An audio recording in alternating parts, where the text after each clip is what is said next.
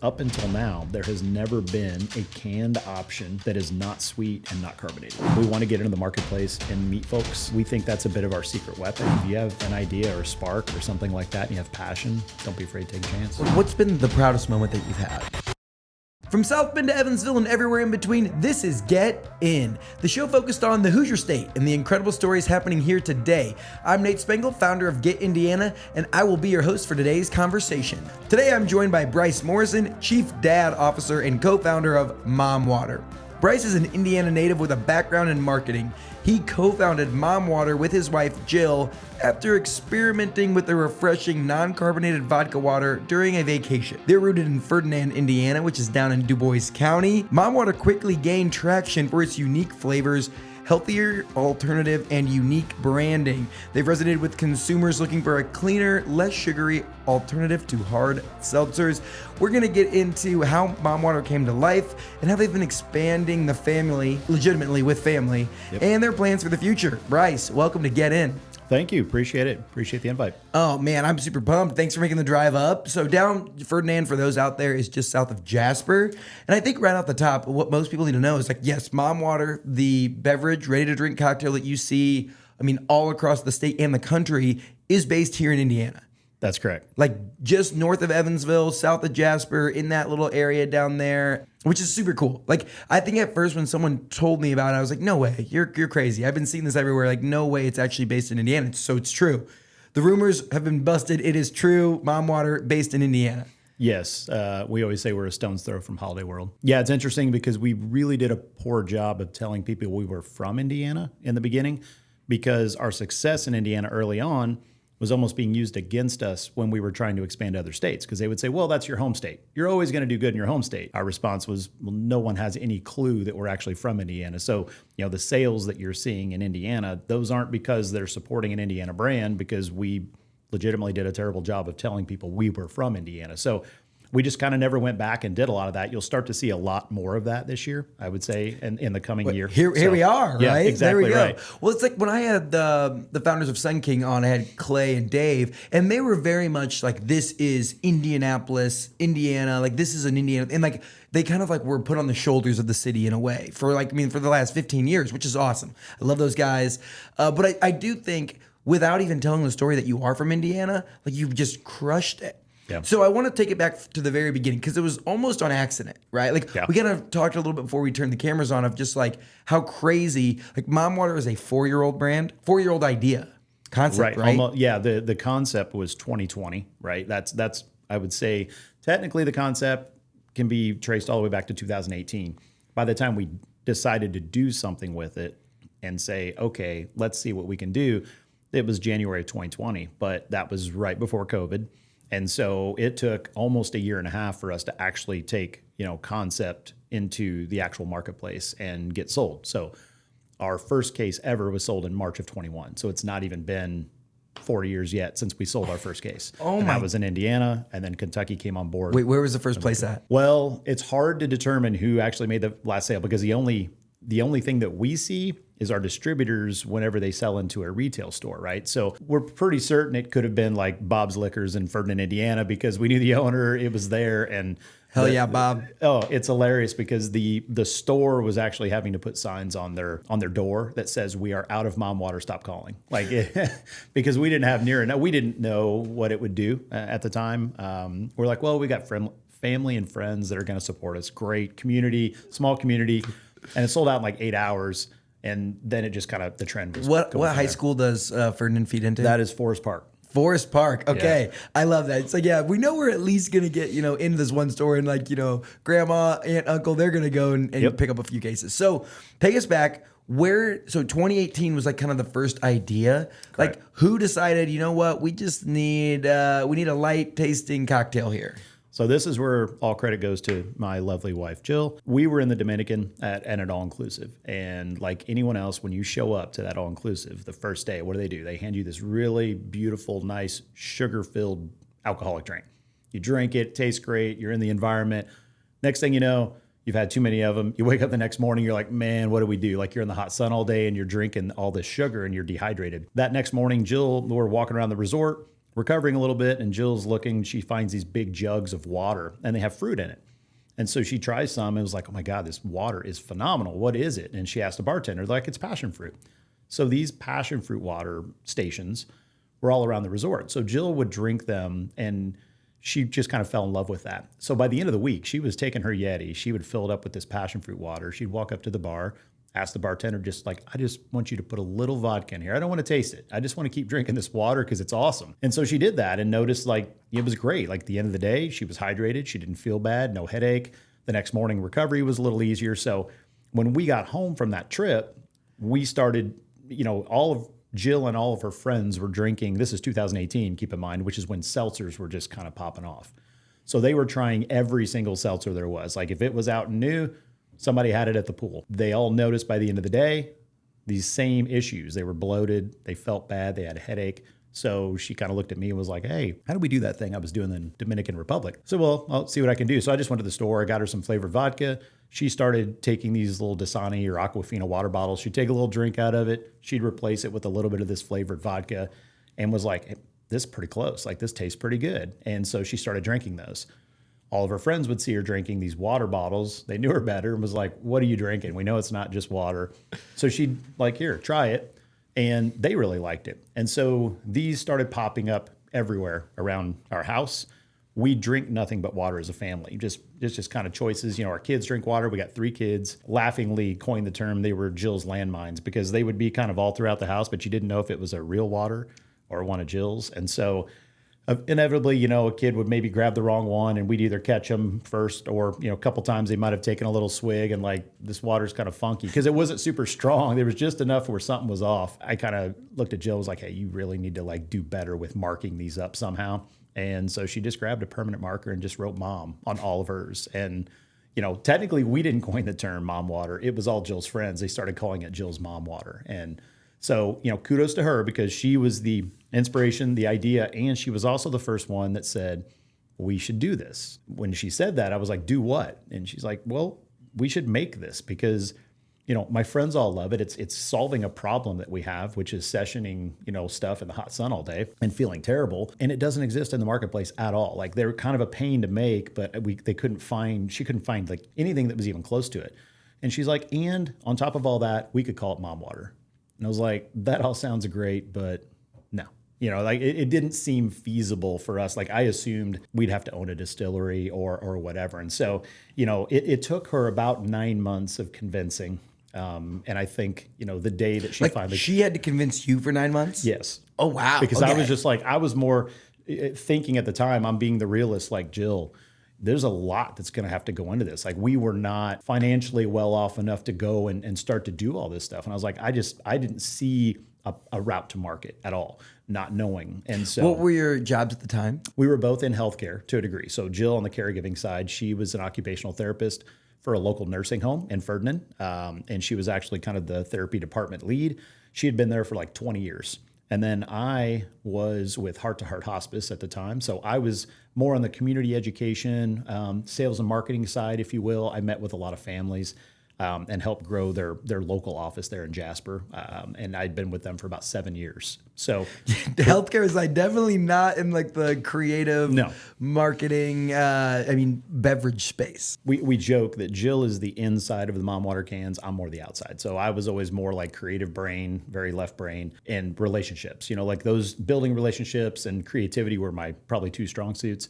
I got the relationship side out of the hospice, but obviously no creativity. So when this came out and we started going down the road of creating the brand, that's when I started getting really excited because that's what I tend to like to do. So it takes her 9 months of convincing and finally you're like, you know what, let's do it. What's first step? What do you do? Honestly, it's hilarious to think back. The first thing I technically did, I had a buddy that was a master distiller. Shout out Alan Bishop. Where are they at? So Alan was at French Lick at the time with Spirits of French Lick. He's with Patoka Lake Winery now with the new Homestead Distilling Company. I went to Alan. I knew him and my friend Jolie. She was there with him, and I kind of was like, you're the only people in the industry I kind of know. And, at the time I'm thinking maybe I can partner with somebody like that. Like I'm going to have to get my vodka. That was the thing I was all worried about. Like where in the heck am I to get somebody to make the vodka? And so when I met with them, they're like, we love the idea. Like, I think you got something there, but I don't think this is probably the solution, which in hindsight, yeah, it definitely wasn't. There was other ways to do that. But that kind of kicked off at least like talking to some industry folks, and they were like, agreed that the idea was there and that the product and things like that. So, and then it was just more networking. I finally ran across one of the first persons that was kind of helping us on the graphic design side. He was like, hey, I know this company in Louisville, and I think they help with this stuff, starting brands and whatnot. And they were called Flavor Man, and they basically are a beverage house, right? That you go to them with a concept and they let you know if they can pull it off or not. That's kind of what happened is like, once we got in touch with them, they were a great resource for us, because if we didn't know something, which I didn't know anything, honestly, they could kind of at least point me in the right direction, if you will. And they were able to kind of say, yes, we can do this. We get your concept. We set all the parameters, and that's what started it. What's the initial investment you have to make to like get a beverage out into market? Tough question, because the actual, creating the formula, not bad. I mean, that could be anywhere, I don't know, $15,000, $30,000 project. Like, keep in mind, most companies are probably doing big marketing studies ahead of time to see, like, is this going to work? So there's, my wife and all her friends like it, so it must be a thing. That's the extent of what we did, which is, again, our route to market is probably going to be vastly different. As much good decision making as timing as luck, right? All those things kind of thrown into a pot, and here you have mom water. But you can get the product itself done you don't have to, go into debt and do like a second mortgage on your home. That we had to do whenever we got to the next phase, which was, okay, how are we going to fund it? Right. Stop. Yeah. So you get the recipe, what'd you call it? Yeah, you'd say just your formulation. Your formula, okay. For the first 4 original ones or one original beverage? The first 4. First 4. What were the first 4? So the first 4 were Karen, Linda, Sandy, and Julie. And what are the flavors? So they are lemon blueberry, blueberry peach, passion fruit, and then coconut mango. And passion fruit's like the OG. That's the OG, one. Which is the Easter egg there is that Jill would not allow me to put her name on a can. She's like, you got to know Jill. She's very introvert. She's like, I don't want the notoriety, so I don't want my name on a can. So Julie is her alter ego. So that's what our kids coined that term. So I was like, fine, we'll put Julie on there and have a little fun with it. Plus it's passion fruit. So Julie is the original. That's right. Mom water. Yep. That was the first flavor we ever did. We're like, well, we got to have a passion fruit because that's what started it. So heck yeah. Okay. So you get your formula. Yep. You're racking and rolling. And then all of a sudden, where does the time from like, okay, we made this formula to let's mortgage our house and go for broke? Yeah. So in January 2020, we started the project on the formula. It took about 3 or 4 months. And during the project, and people don't believe me when I say it, but I'm like, the ignorance we had to the industry was insane. I didn't know we had to have a distributor. So as in like in the alcohol world, you have to have there's a distributor that's in between you and the retail stores. You have to have that, especially for the portion of the industry we're in. Now, some wineries and things you can, sell direct if it's on your premise, and they're starting to try to do some laws that might change it. But for the most part, so you have to have a distributor. Do you think you were just going to load up some cases in the back of an F-150 and drive around? Like, yeah, here we go. Like I can sell to my local store. Like we were thinking on a level of, if we get it sold in Du Bois County, like awesome. Jill doesn't have to make them anymore. And it's less of a pain, and it's kind of fun, and it's this little project. And so we weren't really thinking big time. And so, we started going through that. And while we're in this project, I find out, you got to find a distributor. So, I start networking through a few people. I get introduced to a distributor, just one person at one, kind of pitched them, had some like old cans with just labels we made on our printer and, taped them on there. And it was enough to where he's like, yeah, I think we'll give you a who's the shot. distributor? So our initial distributor was Johnson Brothers of Indiana. And it was, which is a pretty fairly big sized one, right? And at that point in time, for me, it didn't matter. It didn't matter at all. Like I was like, if somebody's going to help me out, like I'll go door to door and I'll sell it for them, which is what I ended up having to do. Are you still both working full time? Yes. Then at that point, right? Yes. You're 3 months in, you know, 30 grand, whatever it was to like get the formula. Now you got to get to a person, you're still working full time. Both of you have different jobs and you're like, you know what, we're going to go and get this distributed in Du Bois County. And both in healthcare, and think back to that time. Now this is about March or April of 2020. which if you remember back to 2020, that's also when COVID started. Yeah, crazy, because obviously totally stressful. But what a good like release, right? Of like you get to get 10,000 feet above it for a minute and just be like, oh, let's think creative. Like we should put a palm tree as the tea, and like think about that kind of stuff. That's the initial. It's crazy how things happen because our logo, which has drawn more eyes than I'll say most logos in the industry, like, the hat I wear, we've got a PGA golfer. This is his hat he wears on tour. It's actually been called out on PGA broadcasts before where they're talking about mom water, like reading from our website on a PGA broadcast on live TV. And you're like, sponsors don't get that. So the logo, you would think, again, that a lot of time and energy and thought. I doodled this thing on a napkin, and everybody jokes now when they see the original doodle because it almost looks like a Demogorgon from Stranger Things. Like does not look like a palm tree. The palm tree looked a little bit different. And I sent it to my buddy and it's like, hey, what about this concept? Like we just wanted to incorporate, Jill's vibes of like she loves the beach, and it was created basically on the beach, and we got a palm tree in the sun. And I said, what if we did this? And he's like, I like that. Let me see what I can do. The very next thing he sent back a couple days later is the logo that we have right now. So, the names on the cans, everybody asks about that. I had that idea of like, if we're doing something called Mom Water, it should be about moms. It should be about them and not maybe the product and not the flavors. And so what if we gave every can a personality, if you will, like a name? And so at the time, I remember thinking this could go either really wrong or work. In my head, it worked, but I was like, I don't know. Are people going to think it's campy? Like, what are they going to think about this? And at the end of the day, we decided to do it to differentiate ourselves and just to be true to who we are, which is like, we want to make this about moms. And thankfully, we did it because it worked really well. I think we had a few distributors early on that said, this is the first brand we've ever seen where you're developing a brand within a brand. You've got the Karen, the Susan, the Nancy, all these different ones. You've actually got a brand within a brand. I was like, that's a good way of looking at it. I didn't realize that at the time. It was just like an idea. So, and I think we kind of talked about it early, like, 2018, 2019, 2020, it's like White Claw, Truly, those are kind of popping off. But this is actually a different category. Correct. Right. So what you have here, and anyone who's watching on YouTube, right, you can see we have a Susan, a Kathy, a Mary, and a Nancy.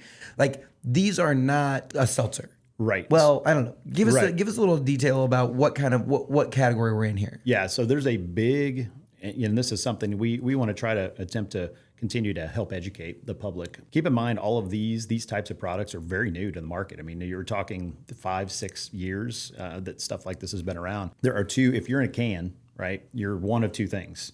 You're either using a beer or wine, which is taxed at a certain way. So if you hear a malt liquor, right, which is a malted beverage, is basically a beer. So like White Claw and Truly, when they first came out, those are malt based, which means they're not going to that last step of distilling and creating an actual hard liquor. They're not using vodka. They're stopping at the beer phase, right? And then they're flavoring that. You can think of it, I guess, as like a flavored beer, right? That's what your original ones are. Well, then High Noon was kind of the first one that came out. They said, well, we're going to try this same seltzer concept, or we're going to use real liquor. The upside of that is the taste is always going to be better. Like if you use a malt, you're always going to have a bit of that beer sulfury aftertaste. You're always probably going to have a couple grams of sugar, right? Things like that. You use vodka, you don't get any of that. And so the taste is cleaner, a little better for you. The downside is you're taxed way, way more. It's more expensive, which is why you'll see Mom Water, High Noon, Neutral, some of those drinks are always going to be more expensive than White Claw and Truly, like their original malt based. So our category, the leader would be High Noon. So we're considered ready to drink cocktails, is kind of like canned ready to drink cocktails. Our category is anyone from the seltzers like High Noon and Neutral to your long drinks to, all the way down to like Cutwater, which are flavored, like actual cocktails in a can that are like, some of them 12, 13% alcohol. Gotcha. Okay, so ready to drink, RTD, that's the category that we're talking here. Yes. When High Noon first came out, they're like, why is the seltzer so expensive? Yep. And then you start to realize like, oh no, it's real vodka. It's not a malt base, which I'm sure, I feel like White Claw is probably taken, I don't know, they're probably still doing all right. But it's but they, for a minute there, it was like everything was White Claw. Ain't no laws when you're drinking the claws, right? That was a big thing. And then I feel like lately it has been, and you were giving me an interesting stat earlier about market size and what people thought and the way that High Noon's been able to crush that. And kind of like when you elevate the ceiling, that does help the brands down below, right? Like you being, number 2, number 3 in a massive category is always a good thing. It's no different than if you compare the beer market of what it traditionally was, which were light beer, affordable, you can drink a bunch of them. And then the craft beer comes along and you're like asking people to spend $14 or $13 on a 6-pack of beer, right? And you're like, they'll never probably reach light beer numbers because of the affordability. That same thought process was applied to seltzers. They're like, listen, and still to a degree it is like, White Claw and Truly, even though they've seen the kind of the market start to determine that maybe they're not as popular as they once were. They've kind of declined a little bit. They're still doing insane numbers. They didn't think there would be enough consumers out there willing to pay a little bit more for that quality. And High Noon kind of broke that barrier. I remember hearing early on where there were questions to where when this new category came out of real liquor-based canned drinks, there will never be a brand that'll do, let's say 10 million cases a year. And I think White Claw did like 22.1 million cases last year. Say that again. Let me get that again. Yeah. So High Noon last year sold a little over 22 million cases, I think, in, US. I think that was just US. No one thought that really any product in our category would be a 10 million case brand. And here they're doubling it and they're still growing. So it kind of just proved that consumers are willing to pay a little more for something that's better quality. Huge thank you to our friends at Greek's Pizzeria. Since 1968, Greek's has been serving up delicious pies all over Indiana, from Fort Wayne to Crawfordsville down to Bloomington and everywhere in between. Greek's Pizzeria is all over the state. You need to go check out the video I posted of Mike Cole. Now, Mike owns the Greeks in Zionsville. He ran the Mill Race Marathon in Columbus and broke the world record for fastest marathon while holding a pizza. It was a spectacle. It was super awesome. The man crushed it. He ran a 3-hour and 15-minute marathon while holding a pizza. That's faster than I run my normal marathon. It was an insane feat to witness. Give yourself a break from making dinner tonight. Pull out your phone, go to GreeksPizzeria.com and find the store nearest you. Order a large pepperoni. You're going to be a hero for your significant other, your kids, whoever they are. They're going to love you. There's a reason they've been in business for 55 years. They know what they're doing when it comes to pizza. Go check out GreeksPizzeria.com. The one complaint I have with the High Noons, and a lot of them, like even you guys, right? This is an 8-can box, and it's like, I want to buy a case of this thing. Yes. Like I need a 24 rack to carry wherever I'm going. We were at the Indy 500. I don't know if you've seen anything that we did there, but we were at the Indy 500. We were the first truck in the North Gate. So I bought this truck on Facebook Marketplace. I flipped it. We actually just had Doug Bowles on the podcast a little bit ago, and we were talking about we were out there serving coffee, donuts, and we worked with all Indiana brands. And so like everything from Upland to Sun King, all the stuff was there. And it's like when we were going to look for, when we worked with High and Mighty and a few other like local spirits brands, and it was like, well, we can get like a, couple cases of Upland or whatever it was, but like we had a huge calling. Like there was a ton of like people that wanted seltzers, and the boxes are just never big enough, and you end up like with 10 8-packs or whatever, and it's like, man, I wish I just had a couple cases. That'll be on our radar in the future. Like when you go to big box stores like Costco, things like that. We've not went after them yet because they're going to want a big form factor. The issue that you run into there, is if we're at $19.99 for an 8-pack. And you start going to because we don't really get a lot of economies of scale whenever we're doing our packaging. We have a tolling rate per can that's going to be that no matter what. So you're talking like maybe we save a little bit on cardboard. It ain't much. So our margins aren't better on the bigger form factors. So that means you're talking like, right. I'm like, nah, I don't think people are going to be, so we've got to in some of those bigger packs, we might end up actually taking less of a margin just to offer that out as a convenience factor, which we will end up doing. Everything we've tried to do has been very consumer focused, and we're not in this to pinch every penny and try to just get rich quick. We really want to. Because it's a family business, right? Yeah. Like you talk about, this is crazy to me, how much of your family is now invested in the Mom Water journey. Yes. So talk to us about that. Give us a sense. Yeah. So it was my parents first were terrified. They were like, what are you doing? You're going to take this, you guys have worked hard in your careers and, built, and you're at a good place with your jobs, and you're going to throw it all away and do what? And so you had, I guess we kind of left off where you had a formula and you were starting to go around, you got a distributor. Yep. When was the final straw where you're like, you know what, let's just go do this thing? We sold our first case. We finally found a place to make it during COVID. That was really tough because every place that was smaller shut down to make hand sanitizer. So we finally found a place in Maumee Bay Brewing Company in Toledo, Ohio, and a little box truck would show up at the beginning of a production run. They would set up a canning line inside of this brewery, run our product for about 3 or 4 days, and then they'd leave. And so this small little operation, and we were able to produce that. So that's how we started there. Once we got that first one into the market, that was March of 21. By the time we got to about August, we could tell like it was going vastly better than we ever thought. Like I didn't think we'd sell 5,000 cases. And by that point, I think we'd sold 30,000 cases. And we were out of stock pretty much all year because we didn't have the money to just make these giant runs. And so, we kind of knew we had something. We had folks in the industry telling us it was pretty special. I'll never forget, they said in the alcohol world, you kind of have 3 pillars, right? You have your product, you have your brand, and you have your story. If you can get one of those 3, it's usually enough to propel your product through. Like Tito's is always kind of the one they use as a story because their product wasn't special. It was vodka, right? And their branding wasn't. I mean, it was a Texas-based vodka. Like vodkas were always known to be like, Russia and Sweden and whatever and France, but they had a story, had a really unique story, and he stuck with it and went into all this debt on all these credit cards and just was like bullish on this is going to work. And it did. And they're like the largest one. So they were selling, if you get one of those 3, you're good. And they're like, you have all 3. You have a really unique story. Your product is unlike anything else in the industry, and your branding is really, really different as well. So we kind of knew, at least we thought, we had something pretty special. And so by the end of that year, we had a longtime friend of ours, John Bell. We were in a bourbon club together, and we knew each other really well. And he was like, listen, man, I think you have something special. If you ever want help, I'm in. And so, at the time we're like, okay, fine. We were just getting to the point to where we weren't throwing our entire other paycheck into Mom Water every month trying to fund this thing. And we were kind of like, well, maybe we'll just kind of wait. Inside pressure, outside pressure, all these people going, you guys are idiots if you don't do something with this, like fast and furious. So we decided to bring John on as our partner. So the 3 of us did that. That was in about August or September of that year. And one of the first things John said was like, listen, if you guys want to go big with this, like, probably really need to consider at some point quitting your job. And I think within like 2 months, we had both quit our job. And John was like, whoa, I didn't know if you're going to do it right now. And we're like, well, let's go. If we really did believe in it.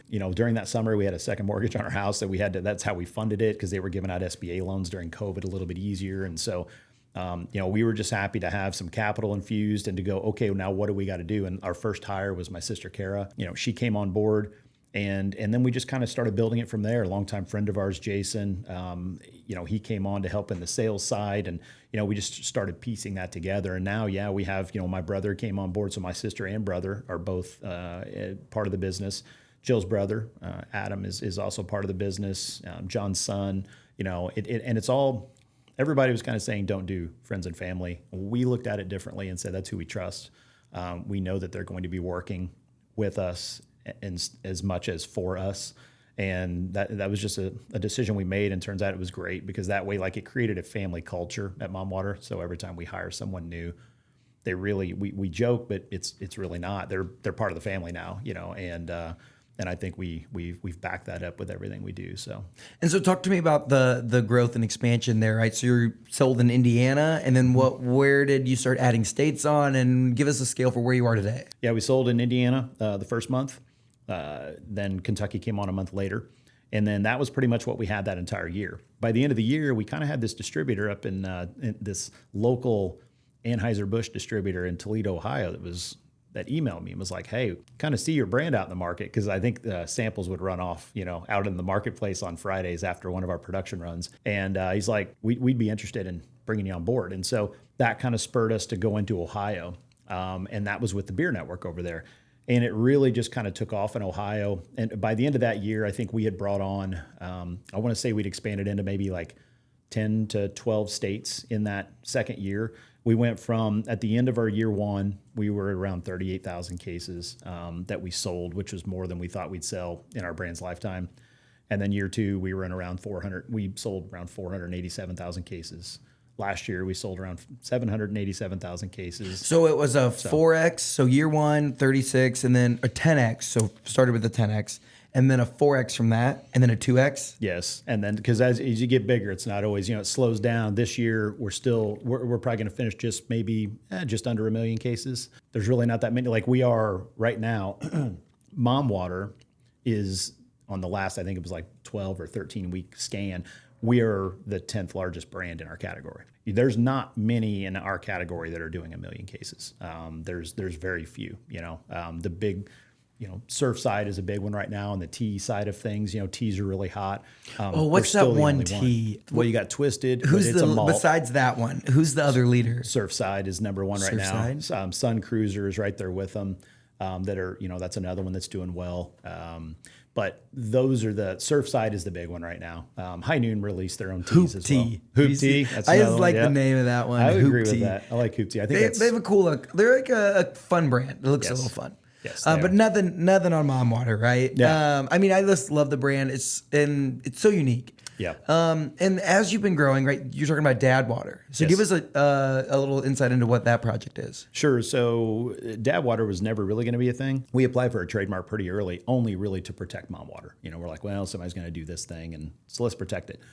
And then every time we go out to a country music fest or something, and we'd be sampling, we always get the joke, and they're like, where's Dad Water? And we knew that really the only gap we had in our demographic was probably like guys our age, like, I don't know if I want to drink this stuff called Mom Water in a pink can, So we're like, well, so what if we did it? What would it look like? And so we started kind of seriously taking a look at it. And that's when, again, my creative juices get going. And so, I was into bourbon and scotch really well. And, obviously people are like, hey, what about bourbon? I'm like, yeah, but you've got to age that stuff. And the price alone would be kind of insane, right? Like if you did like a canned whiskey Coke or something like that. Right. Because then it's like, again, we want to be clean. And if we're sticking with what our product is, and it's just a line extension, not a completely revolutionary different thing, then we kind of like what goes with water. It's going to be a clear one. And so I was starting to really get into tequilas, like probably the rest of the world. Yeah. Right.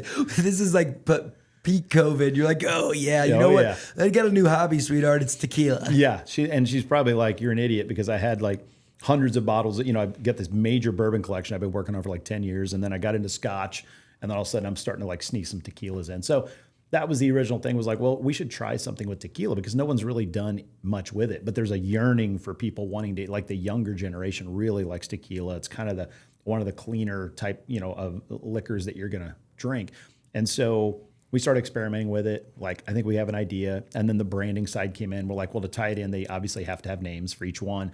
But we wanted really more of, lean into more of the masculine side and have a little fun with it. Like kind of what you would see inside of a family. You've got your mom and your dad. We're vastly different. We each have our quirks and things like that. And we wanted to really play off of that. So wanted it to be kind of more of a retro brand, kind of harken back to the old days, probably how we were raised, which is always like hilarious to think of the way we were raised compared to like the way we raise our kids now. So it just kind of started from there. I had a local company that we got with that kind of pitched us on like why we should use them to help with the branding versus the big companies. And we're like, totally makes sense. We sat around on their floor drinking tequila, and that's how we came up with some of these ideas. And it was perfect. So that's kind of how Dad Water was born. So it's the same concept as Mom Water, but we use tequila instead of vodka, and it's 5.25%. And Mom Water is 4.5. So we upped it a little bit, because you're going to want to taste the tequila. You want to taste a little bit more flavor, but it's super approachable. What we're seeing, which is really cool and interesting, is that a lot of light beer drinkers really like Dad Water. And I think it's because light beer drinkers, you're not looking for your big flavor, right? You want something you could drink a bunch of that's kind of light. And it's exactly what Dad Water is. And you're not gonna feel like you're 10,000 pounds when you finish it. Exactly. We had some Dad Water down at the Corn Ferry Tour Championship down in French Leg. Yep. And it's dangerous. Let me just tell you, like this, like bare minimum, it's dangerous, because it's like, yeah, I'm a Coors Light guy. Yeah, hate it, love it, whatever. That's just what I love. Yep. And we were mixing in some Dad Waters down there, and I was like, holy smokes, this is a good way to lose a Saturday pretty quick. It's interesting, because that's how a lot of even my local friends started. They weren't big Mom Water fans. They're like, nah, I'm not going to drink that. And I'm like, I just don't like it. Then when Dad Water came out, they're like, well, okay, I'll try it, but I'm probably not going to like it. And they're like, I like this. I'm like, why is that? I said, well, it's got a little more flavor, whatever. Might have been in their head, I don't know. But they drank a couple, and they'd, they were big Busch Light drinkers. And then as the summer went, their coolers would be like, started the summer with, let's say, 20 Busch Lights and 2 Dad Waters. And by the time that we got to the end of summer, their cooler was majority Dad Water and less beer, because same thing.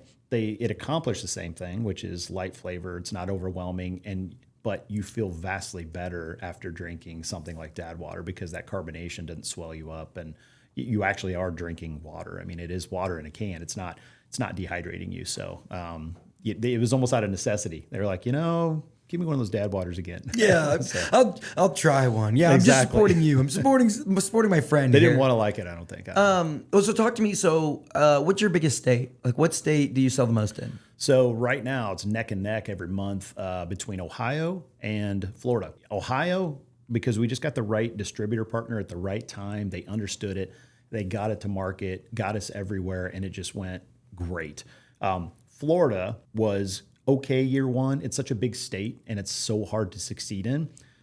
Everyone wants in Florida. It's the state that's usually a platform for others. And they're like, if you can succeed in Florida, good luck and you're going to be fine everywhere else. So Florida, we got in, and really last year was our first really good big year there because we got Publix. We got all 900 stores. We got all their cold buy. Like we had great placement.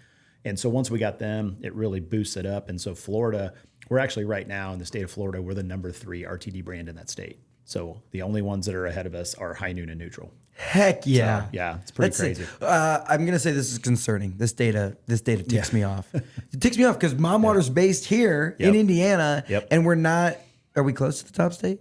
It's a top, I'll say 7 or 8 state out of 36, but I will say, I think so. They changed the laws in Indiana this year for the first time, which really to our benefit, which is a lot of states don't allow us to be to be sold by the beer network, like your Anheuser-Busch or your Molson Coors, right? The folks that are in every bar, sending kegs and selling your light beers.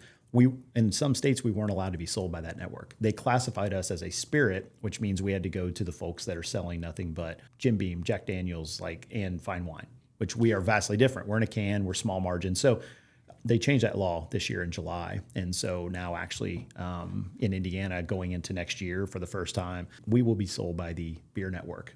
So I think it's interesting, all the rules and laws around that, especially in Indiana, of just who can distribute and who you have to go with and all the things.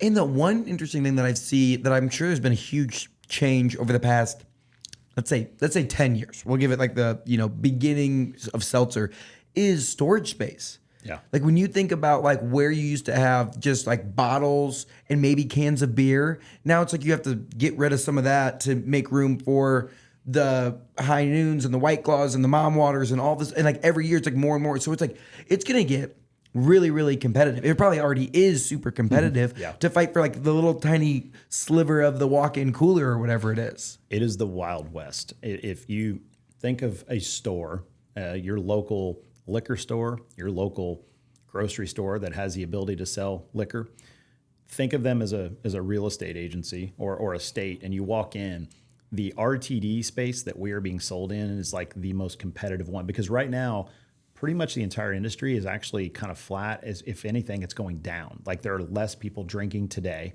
than there were 5 years ago. The younger generation is changing their habits, and a lot for the better, right? But if you think about that, right, so there's less of that. And at the same time, the one category that's carrying the entire industry right now is your RTD cocktails. So in all these stores, to your point, they used to have, rows and rows. They've got rows and rows of tequilas and wines and all these things. They had a little section of these RTDs. Well, now, how do you go back into that store and say the RTD space is beachfront property? How do you get space on that? And even more than that is you're talking about a display. So if you want to display on the floor, you're not only competing with the other RTDs, you're competing with the Jack Daniels of the world, the Jim Beams, the fine wines, the Fireball, everything. You got to try to get that space. It is really interesting right now. The whole industry is kind of, they're not really freaking out, but they're really trying to find their way. And you got a lot of these major stores, these major national chains that aren't quite sure what to do with these RTDs. Are they a fad? Are they here to stay? Who are the players? There's thousands of brands to choose from for them. So how do they determine what they're going to bring in and what's going to turn? Which is crazy because it's think about how long it's been Bud Light, Coors Light, Miller Light, and then you can throw in Michelob Ultra. There's only 5 domestics that are the real tried and true in damn near every bar in America, I feel like. Yes. And it's there are thousands of these, and it's gonna be who can survive and rise to the top where it's okay, the 3 RTDs that we're gonna have. I do see your point about it's so new. Like, okay, I'm 27, so 6 years ago when I started drinking and had my very first drink at the age of 21, because we're legal and responsible here.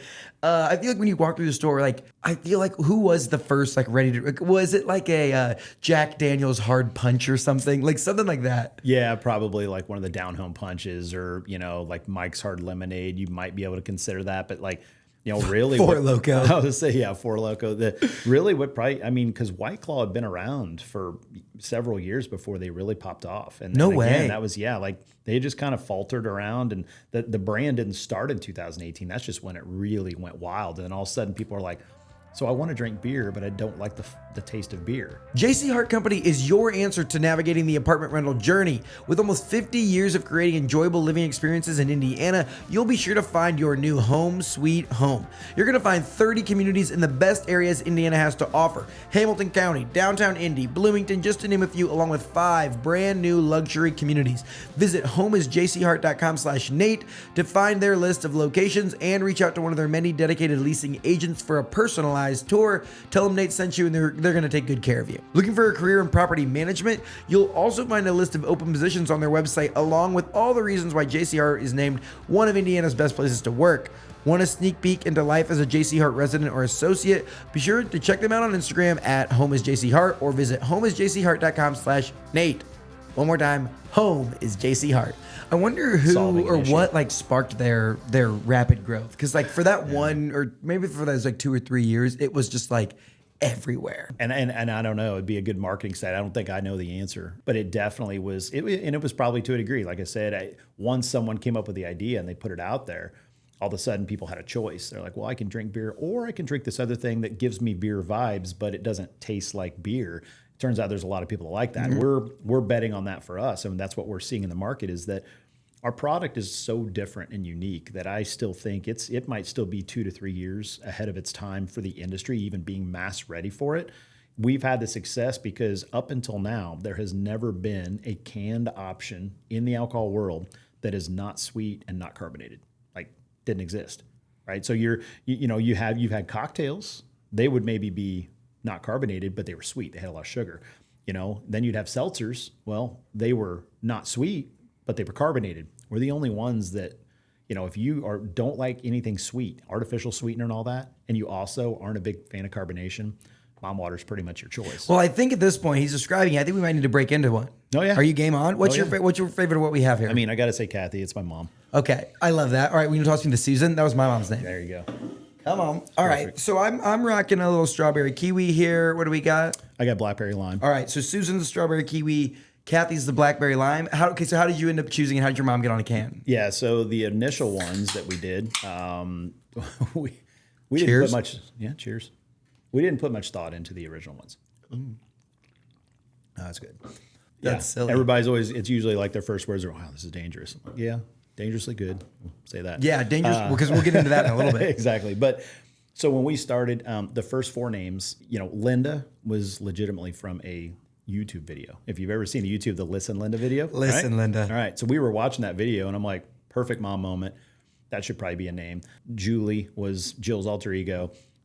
Sandy was there. That actually technically started as Becky, and we got a cease and desist on that one early on because I guess there was some random small seltzer out in Arizona that owned a trademark because their company name was Becky.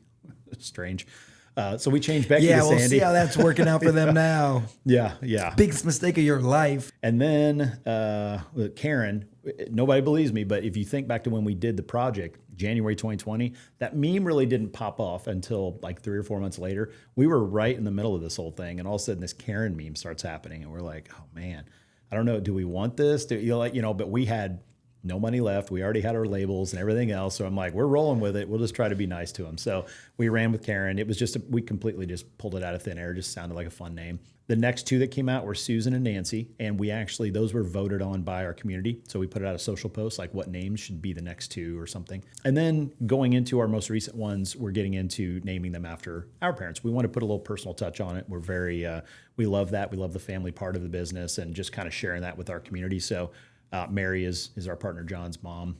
Mom's name, Kathy is my mom's, and then stay tuned for next spring. You might see Bum, bum, Jill's bum. mom. Heck yeah. I love that. That's so awesome. So as you think about growing this business, I mean, the idea has been around for 6 years-ish, but the company's been around for not even 4 on the Right. market of what you've been selling. Yep. Look, what's been the proudest moment that you've had? It's hard to pick out a single moment, but I'll say every time we get to hire someone. For us, we're very culture and people focused and centric. We want to take care of our people and hire based off who they are as a person, and not as much about maybe what they know. I mean, heck, even I think it took us 1.5 to 2 years into Mom Water Project, and we still didn't have anybody with industry experience on our team. Like, we were just hiring bankers and my buddy was like basically a farmer rep and all these things. And every time we get to hire somebody, we really are like, man, hopefully we get to change this person's life for the better. It's a fun project. We have a blast doing it. The perks, obviously, being in the alcohol world are kind of fun. I mean, even though you're working hard, you're usually at pretty fun events. We're all virtual. We don't have an office. So early on, we're like, I had some ideas about, I wanted to hire people that we could trust, that could just go out and do the work. We don't want to micromanage and stuff. So I was like, hey, unlimited, PTO. I don't care how many days you take off of vacation a year. You kind of know what your job is. And, we know you're in it to help. So you're not going to take advantage of the situation. So, we do some pretty fun stuff like that because we're all virtual. I'm like, at the end of the day, you're going to take off when you want to take off. So I might as well say, that's fine. If you want to take vacation, go do it. So we always joke we want to make Sunday evenings fun again, because usually that's everyone's least favorite evening is like, oh man, the grind starts tomorrow. So we just kind of do stuff like that. I was in sales and I hated personal evaluations. I'm like, most of the time that's just something for the manager to do, and that actual rep or whatever's not getting much out of it. So I said, no personal evaluation. So we actually instead we have what's called Nope Day, just no personal evaluation day. And so we force everybody to not work and usually make them go to a spa or something fun. So, Heck yeah. It's like those kind of fun things. How big's your team? We are 34 with, I guess you would say 34 with like 2 interns. Heck yeah. Wait, where do your interns from? Well, one of them's my son, so we just make him work and, How figure out old's a way your to pay son? him. I'm a roundup. He's going to be 20 here in like a month. So Is he a college student? yeah, he's over at Vincennes. He's just went for a 2-year degree. He'd like to kind of come work with us. I was like, well, I can throw you anywhere and start from the bottom. So he's probably going to do that. And then we got a middle son. He's 18. He's a senior at Forest Park. And then our daughter, McKenna, she is 14. So she's an 8th grader and just enjoyed Taylor Swift the other night. So Oh, heck yeah. she's What on cloud nine. do your kids think about what you guys have done? I do think they really have an appreciation for it. I think it's probably tough for them, just given their age, to think back before we were in this and what life was like. Because it is interesting. Like, Jill and I have been married 21 years, and we now work every single day right next to each other, right? So if you think about that from a home life, Yeah, most they probably people need to kind of drink freak too. out like, man, you're around your spouse a lot. I'm like, we're around each other every waking hour of every day. But I think we both have the right personalities to where, obviously, anyone that's been married 20 years, it's work, but it's always for the common goal. And, you care enough about each other that takes care of itself. So we do great. There's moments like everybody you're going to have, like you're sitting next to each other, but I'd say it's been amazing. So that, I think for them, it's hard for them to think back before that, when we would like leave the house every day and go to work and then come back. And, now it's like we go into the office or we're traveling. We travel a lot of places, try to be the face of the brand, if you will. Yeah, and I think that's interesting. And I know we're getting pretty close on time here, but I think that's interesting that you guys started this and got it off the ground. But like, there's a moment where you've got to like put yourself into the roles that you're going to succeed the most at. And like, Yep. Would you talk to us a little bit about that? Because you guys aren't the CEOs. Right. Yeah, I'm the chief dad officer. She's chief mom officer, just kind of being quirky. Early on, we noticed that our time is best spent in the marketplace, connecting with our community, connecting with our distributor partners, our retailers, because most alcohol companies, there's no face to them. They are owned, I don't know what the stat was, 90% of all alcoholic companies are owned by like 7 companies. It's crazy. Something It's like like that. it's not as bad as sunglasses, but close. It's crazy. And so for us, we think that's a bit of our secret weapon, is like we want to be relatable. We want to be approachable. We want to get into the marketplace and meet folks. That's what we do. And we have everybody in the industry saying, yeah, that's what you should be doing. So I'm very left brain, as we kind of talked about. And my sister she has both sides of the brain. And so, my sister, Kara, she's our CEO. It was a really easy easy solution. She's really good at everything. She's got still the creativity, but she's also like very task oriented, operations focused. She's good at the execution side of things, which is where, I'm not as good at that. So yeah, Jill and I, we do a lot of events. Like you'll probably see us a lot of times, even if it's a tasting.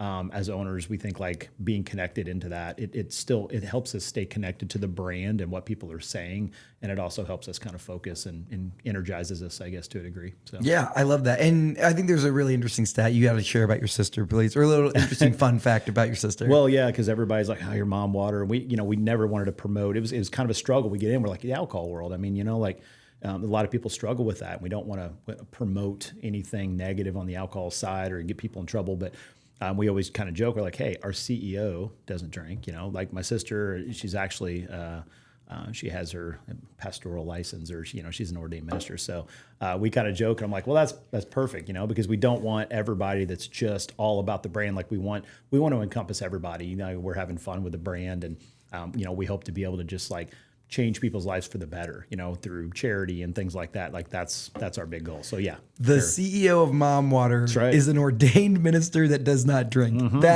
There it is. And it was kind of ordained on the side. So yeah, she actually ran a local physician practice back in Jasper, and that's where we hired her. She was very well-rounded, been in HR and all these things. And then on the side, they were a big part of their local church. Heck yeah. I love that. This is so fun. We're coming down to the end where I have a few fun segments for us. All right. So talk to me about when we're thinking of Indiana, or what was like just like the venue that you guys got into, or the bar, the restaurant, whatever it was that you were the most proud of. Gamebridge Fieldhouse. I mean, we kind of thought you might say that one. Yeah. I'm a Pacers fan, first and foremost. So shout out Tyrese and everybody else, but yeah, avid listener. Tyrese loves the podcast. Maybe he will now. He loves Mont Water. There we go. All right, soon to be Tyrese. We've got a chance to meet him a few times. Amazing person. Like honestly, all the Pacers. I think that's really cool. We're in a golden era of just like having really good humans play for a lot of our teams. But when we started and we got connected with Gamebridge, it was a really cool moment. Once we got sold in there, like we went to the first game, and I remember to this day, I'm like, hey, first round's on me. And there was like 6 or 7 of us at the time. I'm like, first round's on me. And it was like $100 for like 6 of them. And I was like, next round's on somebody else, like, holy cow. I never thought, I think it was surreal to be like, hey, we're sold here. And then we still remember we'd be in a suite and we'd see someone. I think we still have it on video. We saw someone drinking one and we're like, holy cow, somebody's actually drinking Mom. Well, cause we're so new, no one knew about us. And she comes up to the suite and we're all high-fiving. And so it's just, and still our tradition every year is so when somebody gets hired into our company, they get a Pacers jersey with their number corresponds with the order that they were hired. And then it says Mom Water on the back. So that's what everyone, no matter what fan they are, they get a Pacers jersey when they start. It's just part of our culture. So there's about 34 Pacers jerseys out there that say Mom Water on them. So if you see us out and about, it's somebody that's so employed by cool. Mom Water. Yeah. That's so sick. Oh my gosh. That's like, you talk about just like a guy from Southern Indiana and you're just getting to hang out with the Pacers and run your brand. And it's amazing. That's so fun. Yeah. Like, I just love that. And I love just finding the cool Indiana brands that are just out there crushing it and that are good people. I do feel like the longer I host this podcast, the more I just run across amazing people that are in business or whatever they're doing for the right reasons and are just like enjoying them, like hiring your family members and growing a company and then getting to go to Pacers games and see your product come to life on the biggest stage. Like amazing. Kudos to you guys and all the hard work that you've put in thus far. Thank you. We've come to, we have 2 segments left. First one is our Younger Years segment. So this question is brought to you by our friends at Orr Fellowship. They're a great organization here in Indiana, helping develop young business leaders across the state. Bryce, what advice would you give to your 22-year-old self? Don't be afraid to take chances. I think I was almost hesitant to do this. And then when we look back now, I'm like, wow, thank God we did take that chance, because if not, we'd still be doing the same thing. And not everything works out, but I think, if you're taking measured risks to a degree, I don't think anybody, if you ask them about their business at one point in time, they had to make a huge decision and take a huge leap of faith. But I would say every single one of them would say I wouldn't trade it for anything. So yeah, just don't be afraid. Like if you have an idea or a spark or something like that and you have passion for it and a belief in it, don't be afraid to take a chance. Amen. I love that. No truer words have been spoken on the mic today. Okay, you're an IU guy. Yep. Right? So what's been your favorite moment of the IU football season thus far? Oh man. So we got season tickets, and I've only got to go to like one game so far. So we were at the Nebraska game, and honestly, I think just being in the stadium and seeing the team run out to AC/DC Thunderstruck, and all the white towels in the student section, right, that were just flipping around, like it was surreal. Because I'm an alumni, and I've been an IU fan for, since the 80s, right, the mid 80s, and we're like this hibernating bear just waiting to have something to cheer about, and seeing that moment was like, this is that moment, and then just building on that so for me, that was just really cool to see, seeing the fans pack the stadium, and then hearing that, the games are sold out now, and just seeing that happen firsthand. Awesome. Heck yeah. I bet Coach Sig drinks dad water.